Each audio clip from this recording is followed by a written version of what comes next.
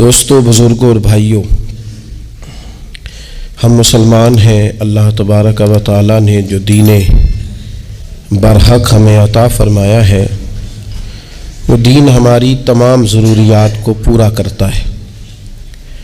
ہمیں یہ حکم دیا گیا ہے کہ ہم اللہ سے جب بھی مانگیں دنیا اور آخرت کی بھلائی مانگیں۔ ہمارے ہاں چونکہ ایک بڑا طبقہ ایسا ہوتا ہے الا ماشاء اللہ جس کو دنیاوی ضروریات پوری طرح گھیر لیتی ہیں اور دنیا داری کے مسائل ذہن پر دل پر پوری طرح حاوی ہو جاتے ہیں۔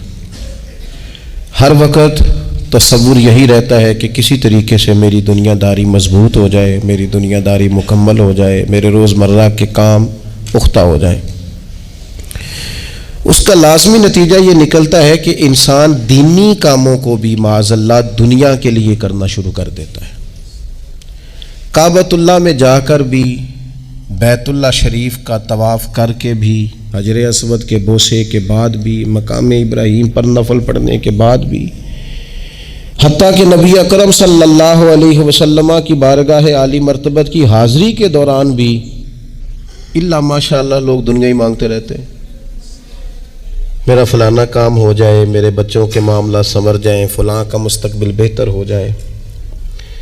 دنیا کی خیر اللہ سے مانگنا برا نہیں، لیکن صرف دنیا ہی مانگنا اور اپنی آخرت کو فراموش کر دینا۔ اللہ فرماتے ہیں والآخرۃ خیر وابقیٰ، آخرت تمہارے لیے بہتر بھی ہے اور ہمیشہ باقی رہنے والی بھی ہے۔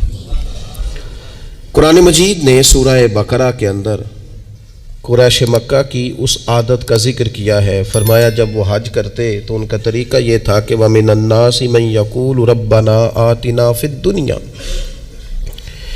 ان میں سے کچھ لوگ یہ کہا کرتے تھے کہ یا اللہ ہمیں دنیا عطا کر دے، ہمیں دنیا دے دے۔ رب فرماتا ہے وَمَا لَهُ فِي الْآخِرَةِ مِنْ خَلَاقٍ، ان لوگوں کا آخرت میں کوئی حصہ نہیں۔ مانگی بھی ہے تو صرف دنیا، حج کر کے بھی دنیا، اللہ کے گھر جا کے بھی دنیا، شیخ کا بیعت ہو کے بھی دنیا، دینی محفل سے مراد بھی یہ، دینی اجتماعات کر کے بھی، دینی مدارس قائم کر کے بھی، خانقاہ کا مسجد کا ماحول بنا کے بھی، اس سے بھی مطالبہ فقط دنیا کا۔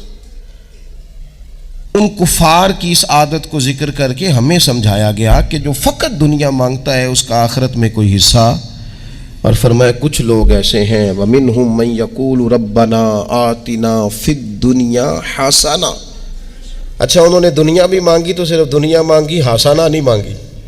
اور یہاں فرمایا کچھ لوگ ایسے ہیں جو رب سے کہتے ہیں یا اللہ ہمیں دنیا میں بھی بھلائی عطا فرما، دنیا بھی دے تو حسنہ دینا، وہ دنیا دینا جو ہمارے دین کو تقویت دے، وہ دنیا دینا جو ہمارے اعمال حسنہ کو مضبوط کرے، دینی معاملات کو تقویت دے، دنیا بھی وہی عطا فرما۔ اور ساتھ کہتے ہیں وَفِي الْآخِرَةِ حَسَنَةً، یا اللہ ہمیں آخرت میں بھی بھلائی ہی عطا فرما، وَقِنَا عَذَابَ النَّارِ، اور ہمیں دوزخ کے عذاب سے بچا، أُولَٰئِكَ لَهُمْ نَصِيبٌ مِّمَّا كَسَبُوا، فرمایا ایسوں کو ان کی کمائی ہی ملے گی، جو انہوں نے کیا ہے وہ خوش نصیبی انہیں ضرور میسر آئے گی، چونکہ دنیا بھی مانگ رہے ہیں، آخرت بھی مانگ رہے ہیں۔ ہمیشہ کوئی بھی کام کریں کسی قسم کا بھی، اس میں یہ دیکھیں کہ کیا اس میں میرے لیے کوئی ذخیرہ آخرت بنے گا، کیا یہ کام میری قبر میں، حشر میں، قیامت میں میرے لیے کوئی فائدہ مند ہوگا۔ میں بڑے درد سے عرض کرتا ہوں بعض لوگ دینی کام کرتے ہیں اور ان سے جب سوالات کیے جاتے ہیں تو وہ بعض اوقات تکلیف دہ معاملہ ہو جاتا ہے کہ اس دینی کام کے پیچھے بھی وہ والا خلوص نہیں جو ایک مسلمان کا رب اور رسول کے ساتھ ہونا چاہیے، اس دینی کام کے پیچھے بھی کچھ دنیاوی مقاصد موجود ہیں۔ تو اگر بڑی پگڑی اور بڑے جبے کے پیچھے بھی ایک دنیا دار چھپا ہوا ہو، لوگوں کو تو دھوکہ دیا جا سکتا ہے، رب اور رسول کو تو نہیں نہ دیا جا سکتا۔ وہاں تو دلوں کا خلوص ہی پہنچتا ہے، وہاں تو نیتوں کا حسن ہی پہنچتا ہے۔ تو اللہ تبارک و تعالیٰ سے جب بھی سوال کیا جائے دنیا اور آخرت کی بہتری کا سوال کیا جائے۔ ایک لفظ ہے حدیث پاک میں جس کو عافیت کہتے ہیں، ترمذی شریف میں حضرت سیدنا عباس بن عبد المطلب رضی اللہ تعالیٰ عنہ، آپ کی روایت موجود ہے، فرماتے ہیں میں نبی پاک صلی اللہ تعالیٰ علیہ وسلم کی خدمت عالی مرتبت میں حاضر ہوا تو میں نے عرض کی یا رسول اللہ صلی اللہ تعالیٰ علیہ وسلم، مجھے ایسی چیز بتائیں جو میں اپنے رب سے مانگوں۔ چیز مانگنی ہوتی ہے نا، بعض اوقات موقع ملتا ہے تو کئی دفعہ انسان امتحان میں آ جاتا ہے، کیا مجھے موقع مل گیا ہے، مجھے کہا گیا کچھ مانگ لو تو بھلا میں کیا مانگوں۔ حضرت عباس بن عبد المطلب رضی اللہ تعالیٰ عنہ نبی پاک علیہ السلام کے پیارے چچا جان ہیں، عرض گزار ہیں یا رسول اللہ صلی اللہ علیہ وسلم، مجھے بتائیے میں اپنے رب سے مانگوں تو کیا مانگوں؟ تو حضور نے فرمایا رب سے عافیت مانگو۔ کہتے میں کچھ دن رکا، کچھ دنوں کے بعد پھر حاضر بارگاہ ہوا اور عرض کی یا رسول اللہ صلی اللہ تعالیٰ علیہ وسلم، مجھے بتائیے میں اپنے مالک سے مانگوں تو کیا مانگوں؟ تو حضور نے پھر فرمایا اللہ سے مانگنا تو عافیت مانگنا۔ بزرگ فرماتے ہیں یہ عافیت کیا ہے؟ عافیت یہ ہے کہ یا اللہ ظاہری پریشانیاں، باطنی پریشانیاں، اے اللہ ظاہر کے میل کچیل بھی دور ہو جائیں، باطن کے بھی دور ہو جائیں، اے اللہ ہر معاملے میں، ہر آزمائش میں، ہر دکھ میں ہمیں تیری پناہ نصیب ہو جائے، یہ عافیت ہے۔ اور صوفیہ کرام فرماتے ہیں عافیت سے بڑی نعمت کوئی نہیں اگر کسی کو میسر آئے تو، عافیت سے بڑا حسن کوئی نہیں اگر کسی شخص کو یہ نصیب ہو جائے۔ اور ایک اللہ والے نے تو ایک اور بڑا خوبصورت ترجمہ یہاں کیا ہے، وہ کہتے ہیں عافیت کا مطلب ہے دل کا قرار، عافیت کا مطلب ہے باطن کا سکون، عافیت کا مطلب ہے انسان کے مزاج کا حوصلہ، ٹھنڈک، بردباری۔ جس بندے کو عافیت نصیب ہو جاتی ہے گویا اللہ اسے سکون کی دولت عطا فرما دیتا ہے، تھوڑے پیسوں میں بھی سکون، بغیر شہرت کے بھی سکون، کوئی بات مان لے تب بھی سکون، کوئی دھتکار دے پھر بھی سکون، لوگوں کی گڈ بک میں ہو پھر بھی سکون، اور اگر لوگ سارے مخالفت میں آ جائیں تو چونکہ اللہ نے عافیت دی ہے پھر بھی سکون۔ اللہ تعالیٰ نے ان لوگوں کو قرار کی دولت، اللہ سے عافیت مانگی جائے، اس میں دنیا کی بھی بھلائی شامل ہے، آخرت کی بھی بھلائی شامل ہے۔ نبی اکرم صلی اللہ تعالیٰ علیہ وسلم توجہ دلاتے کہ اللہ سے تم عافیت مانگو۔ ہمارا نا جی کیونکہ سب سے بڑا مسئلہ روحانی تربیت کا ہے، ہمارے ہاں باتیں ڈھیر سارے لوگوں کو آتی ہیں اور بہت زیادہ آتی ہیں، منصوبہ بندی کرنا، پلاننگ کرنا، اپنے معاملات کو خود سے کیسے لے کے چلنا ہے، کیسے ٹھیک کرنا ہے، اپنے حق میں دنیا کو کس طرح قائل کرنا ہے، یہ ڈھیر سارے لوگوں کو آتا ہے، اور اپنے حق میں دلائل کس طرح قائم کرنے ہیں، اس میں بہت سارے لوگ خود کفیل ہوتے ہیں، انہیں کسی سے مشاورت کی بھی ضرورت نہیں ہوتی۔ لیکن اللہ کی بارگاہ سے اپنا رشتہ کیسے جوڑنا ہے، مالک سے کرم کا سوالی کس طرح کر کے ہونا ہے، اللہ سے عافیت کا سوال کیسے کرنا ہے، یہ چونکہ روحانی تربیت میں ہمارا مزاج نہیں ہوتا لہذا ہم اس طرف جاتے نہیں، ہم وہ اپنی مرضی کی چیزیں، یعنی وظیفہ پوچھ کے گئے ہیں ایک صاحب، کچھ عرصے کے بعد آئے ہیں تو آ کے کہتے ہیں مولانا صاحب، پیر صاحب یا قاری صاحب یا فلاں صاحب، کسی سے بھی پوچھ کے گئے جس کو نیک آدمی جانا، پھر لوٹ کر آ کے کہتے ہیں کہ آپ نے وظیفہ بتایا تھا پر کام کوئی نہیں ہوا۔ تو میں تو صاف کہتا ہوں اور کھلے دل سے کہتا ہوں کہ بھئی وظیفہ آپ کو بتایا تھا کہ اللہ کی رحمت متوجہ ہوگی، خدا کی رحمت کو آواز دینے کے لیے وظیفہ دیا تھا، کوئی بھی وظیفہ رب کو مجبور تو نہیں نہ کر سکتا معاذ اللہ۔ اور وظائف کس لیے پڑھے جاتے ہیں کہ جلدی سے معاملات ٹھیک ہو جائیں، میرے حق میں چیزیں بہتر ہو جائیں، تو اللہ کی رضا کے لیے پڑھے جاتے۔ تو وظائف کو، عبادات کو، نوافل کو، تلاوت کو، درود پاک کو تو رضا الہی کا ذریعہ بنانا چاہیے، لیکن ہم چونکہ ایک پورا الجھاؤ رکھتے ہیں اپنی دنیا داری کے معاملات سیدھے کرنے میں، ایک پورا خیر رکھتے ہیں، وہ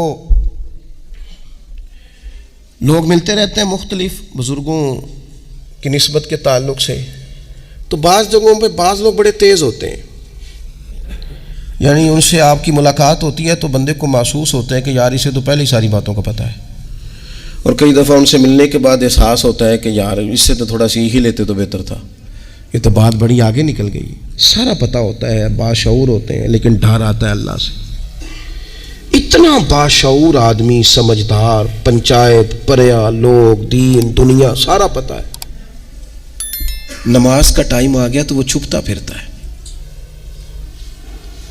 اس کی طبیعت پر بوجھ بن رہا ہے معاذ اللہ اللہ کے حضور حاضر ہونا، اسے خیر کا کام کرنا پڑ رہا ہے تو وہ ادھر ادھر نکلتا جا رہا ہے۔ تو سوال یہ ہے کہ پھر یہ شعور کا کیا مطلب رکھا ہوا ہے ہم نے؟ پھر اللہ سے دعا کرنے کی ضرورت نہیں۔ وہ حضرت عارف رومی رحمۃ اللہ تعالی علیہ فرمایا کرتے تھے بعض لوگوں کو رب سارا کچھ دیتا ہے، سجدے کی توفیق نہیں دیتا۔ اس کا مطلب یہ ہے کہ وہ کہتا ہے یہ سارا کچھ لے اور نکل جا، میرے گھر نہ آنا، رکھ سارا کچھ پاس۔ رب سے عافیت مانگی جائے، اس سے اس کا فضل مانگا جائے، اس سے اس کا کرم مانگا جائے۔ اللہ کے پیارے رسول صلی اللہ تعالی علیہ وآلہ وسلم اس عافیت مانگنے پر زور دیتے، توجہ دیتے۔ میں آپ کو صحیح بتاتا ہوں، رب نے اگر کسی بندے کو عافیت میں رکھا ہو نا تو حالات کیسے بھی برے چل رہے ہوں اس کا بگاڑ کچھ نہیں سکتے۔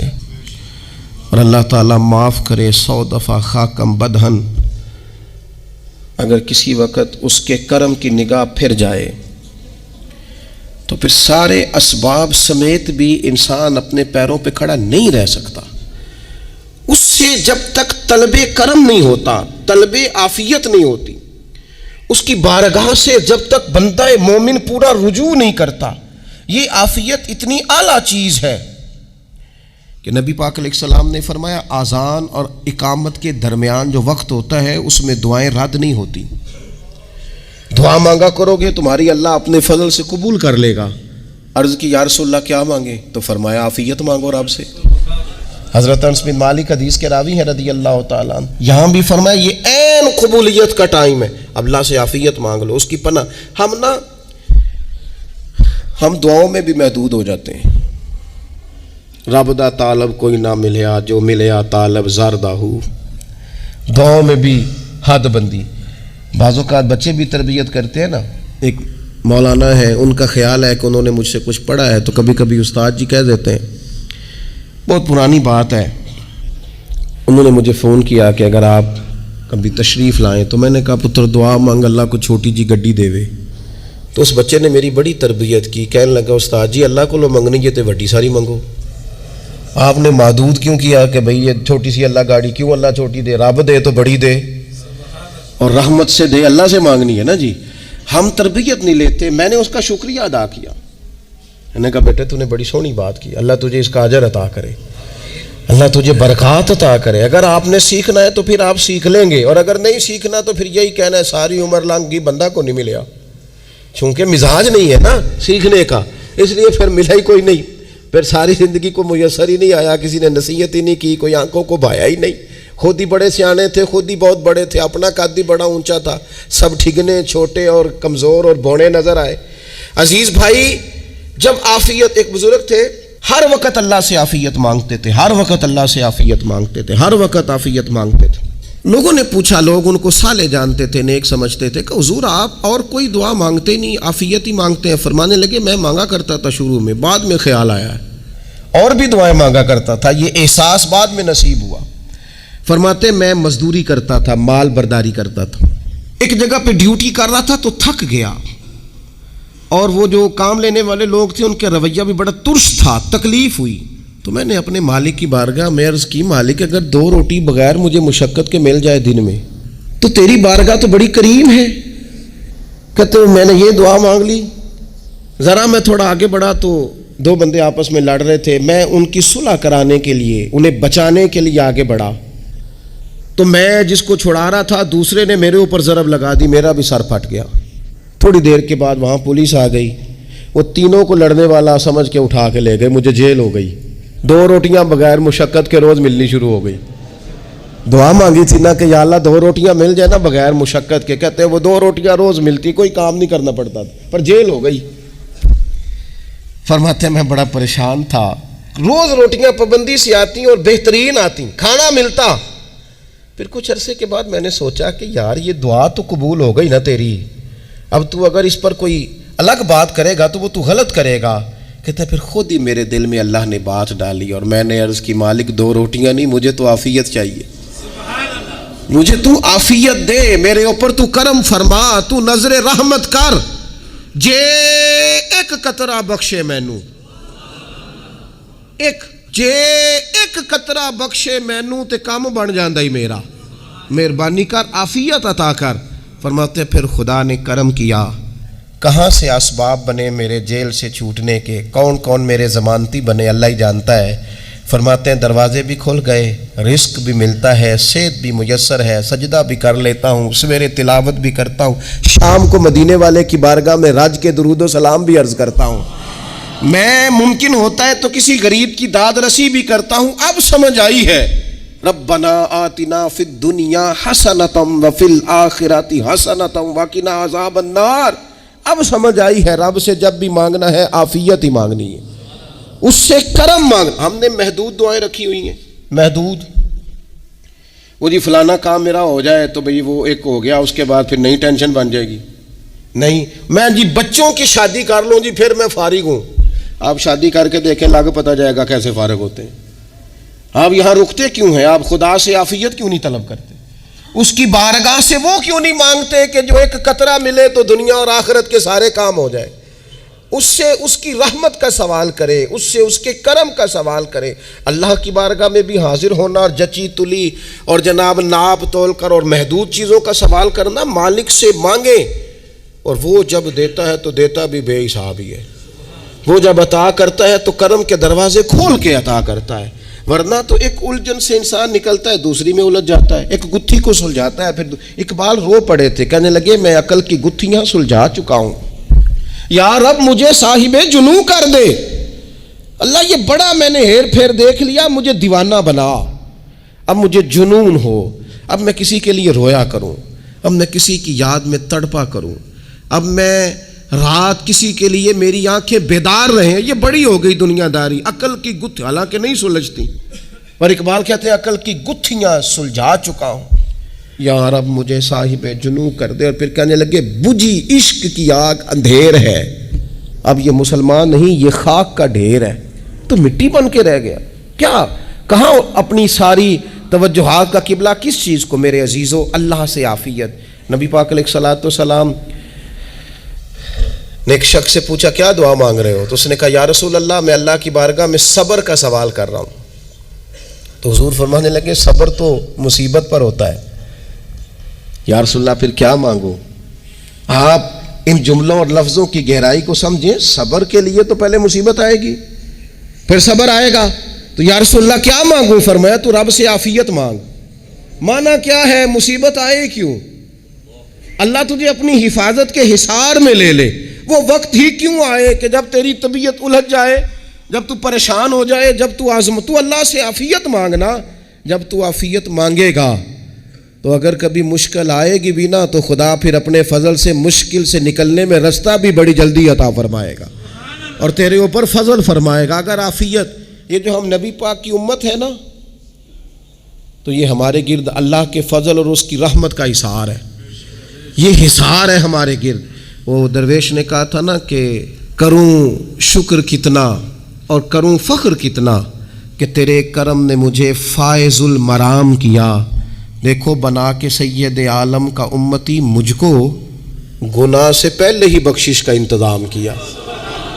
ابھی میں نے غلطی کی نہیں لیکن مجھے حضور کا غلام بنا دیا، بخشش کا بندوبست پہلے ہو گیا۔ اپنے مالک سے بیمار بھی اس سے عافیت مانگیں،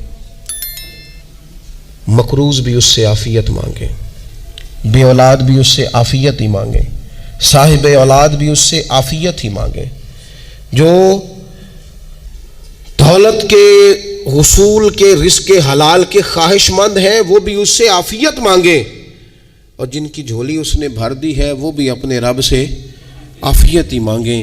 مالک سے جب سوال کرے، ایک بزرگ تھے انہوں نے تو اپنی انگوٹھی میں لکھوا لیا تھا کہ یا اللہ مجھے عافیت عطا فرما، مگر جب بھی دیکھتا ہوں یاد آ جاتا ہے کہ اللہ سے عافیت مانگنی اپنے مالک کی بارگاہ کے اندر۔ دیکھو میں نے دیکھا ہے، وہ کسی نے کہا تھا کہ تیری خواہش ہے کہ وہ تیری آرزو کرے پوری، اور میری خواہش ہے کہ تیری آرزو بدل جائے۔ کچھ لوگ ایسی خواہشات بھی لے کے آتے ہیں کہ جو پوری نہ ہو تو بہتر ہوتا ہے، اس لیے آپ کو پتہ ہے موت مانگنا جائز نہیں دین میں. مصائب سے گھبرا کر، مشکلات سے گھبرا کر، زندگی کے مد و جزر سے پریشان ہو کر موت کا سوال کرنا جائز نہیں. کس طرح جائز ہے؟ ان لفظوں کے ساتھ دعا کر سکتا ہے کہ یا اللہ جب تک میری زندگی بہتر ہے مجھے زندہ رکھ، اور جب میرا دنیا سے جانا بہتر ہے پھر تو مجھے اپنی بارگاہ میں بلا لے. یہ بھی کیا ہے؟ یہ بھی عافیت کا سوال ہی ہے کہ یا اللہ رکھ بھی تب تک جب تک رہنا بہتر ہے. نبی پاک نے بھی ارذل العمر ہونے سے پناہ مانگی. ہمارا یہ مزاج بن گیا ہے کہ ہم اپنے حق میں ایسی چیزوں کا سوال کر رہے ہوتے ہیں جو کئی دفعہ ہمیں مل جائیں تو ہمارا نقصان کریں. قرآن حکیم ایک جگہ پہ اللہ کریم نے فرمایا ہے کہ اگر سب لوگوں کو مال دے دوں تو بغاوت کریں، فساد ہو جائے. کیا مانا؟ کہ اپنا نقصان کر بیٹھے لوگ. ہم اپنے مالک کی بارگاہ میں بعض ایسی چیزوں کے سوالی ہیں کہ جو ہمارے لیے ٹھیک نہیں ہے، ہمیں اس کے کرم پر چھوڑنا ہے، اس سے عافیت مانگنی. اور بعض لوگ، کیونکہ میں کہہ چکا ہوں شروع میں کہ ہماری دینی روحانی تربیت نہیں ہوتی اور ہم کہیں سے باقاعدہ اسباق لینے کے قائل ہی نہیں ہوتے، پوری تربیت کا ہمارا مزاج ہی نہیں ہوتا. اپنی عقل اور اپنا شعور اور اپنے حساب سے ہم زندگی کو بتانا چاہتے ہیں. اور یہ جو میرا دور ہے یہ ویسے ہی الجھا ہوا زمانہ ہے، اللہ ماشاء اللہ. پتہ نہیں کوئی کیا بول رہا ہے، کوئی کیا کہہ رہا ہے، ایسے ہے جیسے کوئی میلہ لگا ہوا ہے اور کان پڑی آواز سنائی نہیں دے رہی. جس کی دکان پر کوئی گاہک نہیں وہ بھی کہہ رہا ہے لائنیں بنا لو. ایسا الجھا ماحول ہے اور ایسی آزمائش ہے کہ لوگ بیچارے پریشان ہیں. دیکھیں جب تربیت کے ساتھ انسان آگے بڑھتا ہے نا، ہمارے پاس مقتدا ہے اللہ رسول کا کلام، ہمارا پیشوا ہے رب رسول کا فرمان. جب ہم کتاب و سنت کی روشنی میں آگے بڑھتے ہیں تو پھر ہمارے لیے منزل آسان بھی ہوتی ہے اور قریب بھی ہوتی ہے. پھر ہمارے لیے آگے کی طرف سفر کرنا، آگے بڑھ جانا یہ آسان ہوتا ہے. آپ غور کریں جو لوگ دنیا میں کامیاب رہے، بھلا کس طرح کامیاب رہے؟ وہ اس طرح کامیاب رہے کہ انہوں نے نا اپنے رب سے عافیت مانگی. اللہ تعالیٰ نے خود بخود ان کے لیے رستے بنائے. آپ تاریخ پڑھیں گے بعض لوگوں کی تو لگ نہیں رہا تھا کہ وہ اتنی کامیابی حاصل کریں گے. دیکھ لیں آپ حضرت غوث اعظم جیلانی رضی اللہ تعالیٰ عنہ بغداد شریف تشریف لاتے ہیں تو ان کی کیفیت یہ ہے کہ پتے کھا کے گزارا کرنا پڑتا ہے. یعنی پیچھے کوئی ایسا بیک گراؤنڈ کسی کا بنایا ہوا ادارہ، کوئی بڑی خانقاہ، کوئی بڑے لمبے چوڑے والد صاحب کے مریدین، کوئی بڑا لمبا سلسلہ نہیں مل رہا. ان کو بظاہر پتے کھا کے گزارا کرنا پڑتا ہے، لیکن چونکہ وہ نکلے ہیں اللہ کی مدد کے ساتھ، انہیں اللہ نے تائید دی ہے، فضل فرمایا ہے، تو نتیجہ یہ نکلا ہے کہ 70 ہزار بندہ ایک ایک وقت میں تربیت لینے کے لیے ان کے سامنے موجود ہے. یہ اللہ نے اسباب بنائے ہیں، کیونکہ جب رب عافیت عطا کرتا ہے تو پھر اللہ اسباب بھی پیدا فرماتا ہے. ہمارا ذہن تو تھک جاتا ہے سیاست کرتے کرتے. ہم تو جناب پوری ترتیب سے ہمیں سلیقہ آتا ہے کس طرح کر کے کس بندے کو کیسے قائل کرنا ہے. پورے طور پر ہم وہ ساری زندگی سیاست کرتے رہتے ہیں. وہ خاندانوں میں بھی چلتی ہے، گلی محلے میں بھی چلتی ہے، دوستوں میں بھی چلتی ہے. اور بعد میں پتہ چلتا ہے کہ یہ پتے کھیل کون رہا تھا. اصل میں صلح کرانے والا تھا کہ لڑائی کرانے والا تھا. یہ سب کا خیر خواہ تھا، یہ سب کی ذہن کے اندر فطور کی آمیزش ہی اس شخص کی وجہ سے تھی. ہم چونکہ وہ خاص عافیت اللہ سے نہیں مانگتے، ہماری مخصوص سیاست ہوتی ہے سبھی کو راضی رکھو. اس کا نتیجہ یہ نکلتا ہے کہ ایک ٹائم آتا ہے کوئی بھی راضی نہیں رہتا. ہم اگر اپنے مالک کی طرف رجحان کریں اور اللہ نے جو ہمیں شعور دیا ہے اس شعور کو لے کر اللہ کی بارگاہ کی طرف بڑھیں. آپ یقین کریں اعلیٰ حضرت بریلوی رحمۃ اللہ علیہ کی کتابیں ہیں، ایک ایک کتاب پر پی ایچ ڈی ہو رہی ہے، اور انہوں نے 150 سال پہلے بیٹھ کر جو کچھ لکھا تھا بھائی نہیں لفظ بلفظ اس کی ضرورت آج محسوس ہو رہی ہے اور آنے والے وقت میں بڑھ رہی ہے. لیکن ان کے پاس کوئی ٹیم نہیں تھی، 50 لوگ نہیں تھے جو ان کے پاس بیٹھ کے لکھواتے، اپنا پریس نہیں تھا، ایسے لوگ نہیں تھے کہ جن کو پتا ہوتا کہ کتاب ہم کل چھاپیں گے اور اتنے فیصد یہ مارکیٹ میں نکل بھی جائے گی. ایسا کچھ نہیں تھا. کیا تھا؟ اللہ کی مدد ساتھ تھی، تائید ایزوی ساتھ تھی، اللہ نے اپنی عافیت میں رکھا تھا. وہ قرآن مجید کی آیت کا ترجمہ کرتے ہیں نا اعلیٰ حضرت اہدنا الصراط المستقیم، یا اللہ ہمیں سیدھی راہ پہ چلا. بہت سارے مفسرین نے کہا اے اللہ ہمیں سیدھا راستہ دکھا، فرماتے ہیں اے اللہ ہمیں سیدھی راہ پر چلا۔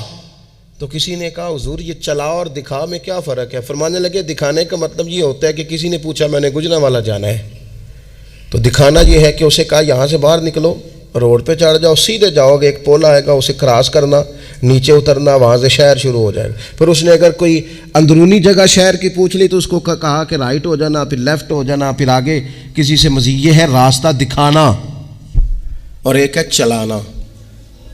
اس نے کہا میں نے گجرانوالہ جانا ہے، تو اس نے کہا ساتھ بیٹھنا میری گاڑی پہ، جہاں تو نے جانا ہے میں چھوڑ کے آتا ہوں۔ یہ راستے پہ چلانا ہے، یہ مقام تفکر ہے، آپ اس پر غور فرمائیں گے۔ کہتے ہیں یا اللہ تو ہمیں راستہ دکھائے گا اور دکھاتا ہے، لیکن چاروں جانب شیطان بھی تو بیٹھا ہے نا، فتنے بھی تو ہے نا، تو اگر تیری رحمت ساتھ رہے، مانا کہ محبت کے سفر میں ہر گام پہ 100 مشکل ہے، لیکن یہ سفر آسان بھی ہے اگر ساتھ تمہارا ہو جائے۔ اگر تو ساتھ چلے تو پھر یہ سفر مشکل ہے۔ وہ ہارون رشید نا اپنے محل کی چھت پہ ٹہل رہا تھا، سب سے اوپر والے چوارے پر، نیچے سے حضرت بہلول دانا گزر رہے تھے، اوپر اس کے ساتھ سپاہی بھی تھے، گن مین بھی تھے۔ اس نے کہا یہ بابا تو ذرا اوپر اٹھاؤ۔ انہوں نے ایک ڈولی، ایک ٹوکری سمجھ لیں، اس کو رسیاں باندھ کے نیچے پھینکا۔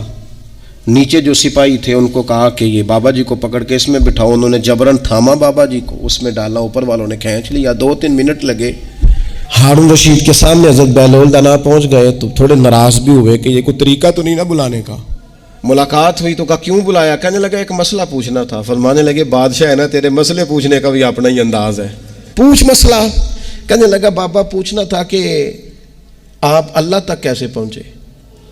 حضرت بہلول دانا چپ کر گئے۔ 2-4 منٹ کے بعد کہنے لگے جس طرح ابھی زمین سے تیرے تک نہیں پہنچا، بالکل اسی طرح پہنچ گیا اور رب کریم کی بارگاہ تک، اور وہ بھی جو اس نے کرم فرمایا ہے، ورنہ میں تو نہیں سمجھتا کہ میں پہنچ گیا، وہ بھی اگر تیری خوش گمانی ہے۔ تو ہارون رشید کہنے لگا مجھے سمجھ نہیں آئی۔ فرمانے لگے تو بادشاہ جو ہے اتنی جلدی کیسے سمجھ میں آئے گی تجھے بات؟ فرمانے لگے اگر میں تجھ سے ملنا چاہتا نا تو میں ایک درخواست لکھتا، پھر کسی وزیر سے سفارشی سائن کراتا، پھر وہ جمع کراتا، پھر مجھے ٹائم ملتا کہ فلاں دن فلاں تاریخ فلاں ٹائم آ جانا، پھر آ کے میں لائن میں لگتا، پھر بھی تو بادشاہ ہے، تیرا موڈ بنتا ملنے کا کہ نہ بنتا۔ جب میں چاہتا تو پتہ نہیں کتنا ٹائم لگ جاتا، جب تو نے چاہا ہے نا تو 1 منٹ بھی نہیں لگا۔ فرمانے لگے میں نے دعویٰ ہی نہیں کیا کہ میں جد و جہد کر کے پہنچوں گا، میں نے تو رب کی بارگاہ میں عاجزی کی ہے، پھر رب نے ہی کرم فرمایا ہے، اسی نے مہربانی کی ہے۔ مانا کہ محبت کے سفر میں ہر گام پہ 100 مشکل ہے، لیکن یہ سفر آسان بھی ہے اگر ساتھ تمہارا ہو جائے۔ اس کے کرم کا ساتھ رہا ہے، اس سے عافیت مانگی ہے، اپنے آپ کو اس کے سپرد کیا ہے تو اس نے کرم کر دیا۔ جب تک یہ مزاج نہیں ہم بناتے کہ مالک سے عافیت کا سوال کریں، اپنے آپ کو اپنے رب کے حوالے کر دیں، اس کی رحمتوں کے سپرد کر دیں، اتنی دیر تک زندگی میں ٹھہراؤ نہیں آتا، قرار نہیں آتا۔ مشکات میں موجود ہے، اللہ کے پیارے رسول صلی اللہ تعالی علیہ وسلم تیمارداری کے لیے گئے تو صحابہ کرام فرماتے ہیں وہ بندہ نا اتنا پتلا نحیف اور لاغر ہو گیا تھا جس طرح چڑیا کا بچہ ہوتا ہے، کمزوری ضعف طاری تھا۔ تو محبوب کریم نے اسے دیکھا تو بڑے کریمانہ انداز میں کریم فرمانے لگے تو کوئی دعا نہیں مانگتا، تو عافیت نہیں مانگتا اللہ سے؟ عرض کی یا رسول اللہ صلی اللہ تعالی علیہ وسلم، میں نے اپنے رب کی بارگاہ میں عرض کی ہے مالک قیامت کا عذاب بڑا سخت ہے، میں نہیں برداشت کر سکتا، تو نے اگر مجھے کوئی سزا دینی ہے تو یہی دے لے، قیامت کو نہ دینا۔ تو کہتے ہیں محبوب فرمانے لگے سبحان اللہ، او خدا کے بندے تو رب کی سزا دنیا میں بھی نہیں سہ سکتا، اللہ سے یہ بھی سوال نہ کر، تو رب سے کہہ ربنا آتنا فی الدنیا حسنۃ وفی الآخرۃ حسنۃ وقنا عذاب النار، تو رب سے دنیا میں بھی حسنہ مانگ، بھلائی مانگ، تو آخرت کے لیے بھی بھلائی مانگ، تو اس سے عافیت کا سوال کر۔ تو نے یہ سوال کیوں کیا؟ عرض کی یا رسول اللہ کرم ہو گیا ہے، مجھے سمجھ آ گئی ہے، اب میں اسی طرح ہی کروں گا۔ عزیز دوستو ہم کہاں سہ سکتے ہیں؟ ہم دنیا میں رب کی سزا ہم نہیں سہ سکتے، ہم کمزور ہیں تو گرمی نہیں سہ سکتے، شدید سردی نہیں سہ سکتے، شدت کی بھوک لوگ نہیں سہ سکتے، کوئی آزمائش نہیں سہ سکتے، وہ جو لوگ بعض اوقات کہہ دیتے ہیں نا جی فلاں چیز ہمارے اعمال کا نتیجہ ہے، تو میں کیا کرتا ہوں، نہ کو یار، ہم تو یہ بھی نہیں سہ سکتے، ہم کہاں برداشت کر سکتے ہیں، ہمیں تو وہ معاف ہی فرمائے، ہم حساب والے ہے ہی نہیں، ہم تو صرف معافی والے ہیں۔ ہم سے نہ حساب پوچھے، اس نے حساب پوچھا تو پھر تو بڑی مشکل ہو جائے گی، اگر اس نے حساب پوچھا تو بڑی رسوائی ہو جائے گی، اگر حساب پوچھا تو مشکلات سامنے دکھائی دینے لگ جائیں گی۔ ہم سے تو وہ درگزر والا معاملہ کرے، ہم سے تو وہ کہے جا میں نے محبوب کے صدقے تجھے معاف کیا، جا تیرے لیے رحمت اور بخشش والا فیصلہ کیا۔ وہ کوئی سبب، اس کی رحمت کسی سبب کو دیکھ لے اور درگزر کر لے۔ تو آج کی پوری گفتگو میں آج آپ کو بڑی ذمہ داری سے یہ گزارش کر رہا ہوں، اللہ سے عافیت مانگے، ہر وقت عافیت مانگے۔ میری سالوں سے روٹین ہے، میں دعا مانگتا ہوں، اللہم انا نسألک العفو والعافیت فی الدین والدنیا والآخرہ۔ اور یہ خاموش تبلیغ ہوتی رہی، میں مانگتا رہا، کئی بچوں کو ویسے یاد ہو گئی، اس کو یاد کر لیں، اللہ سے عافیت مانگیں، دین میں، دنیا میں، آخرت میں، اس کو اپنا مزاج بنائیں۔ اللہ تبارک و تعالی ہم سب کو عافیت نصیب فرمائے۔ آخر دعوانا الحمدللہ۔